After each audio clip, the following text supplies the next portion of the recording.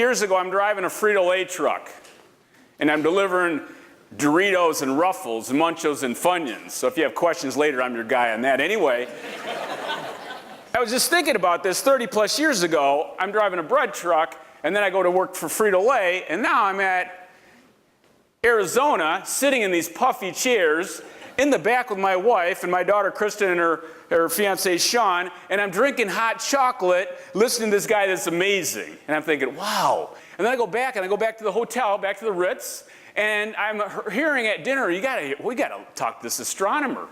So my wife Paula and I go up and we're talking to this astronomer. His name is Ben, and Ben is so excited about what he does. Anybody saw Ben? The guy is so passionate about what he is. I'm like, I love this guy. And then he's telling me, hey, you want to see that other galaxy? Seriously? I can see another galaxy? So you start thinking about what's possible in your life, and I think that's the challenge we all have. Now, I like to introduce myself this way. I was raised by wolves. How many are raised by wolves? You're like, what does that mean? How many of you drank out of a garden hose? You rode a bike without a helmet. And you rode in a car without seatbelts, and you are here today.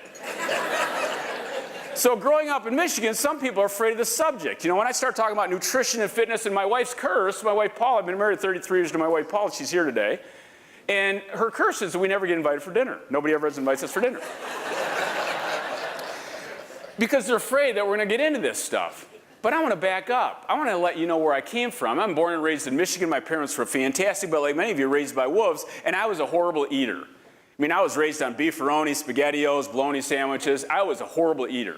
Kool-Aid and Pepsi were my only drinks. I drank milk and that was it. And I had amazingly bad skin for 20 years of my life. I took oral medications. I took topical creams.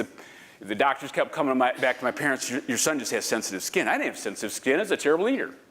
And then I learned over time, when I was in about my second year, I was an economics business major at Western Michigan, and I learned this from this professor, and he talked about the power of food and processed food and things like that. And then I started changing what I was eating and drinking, and then my skin got better. And I'm thinking, wow, this stuff's really powerful.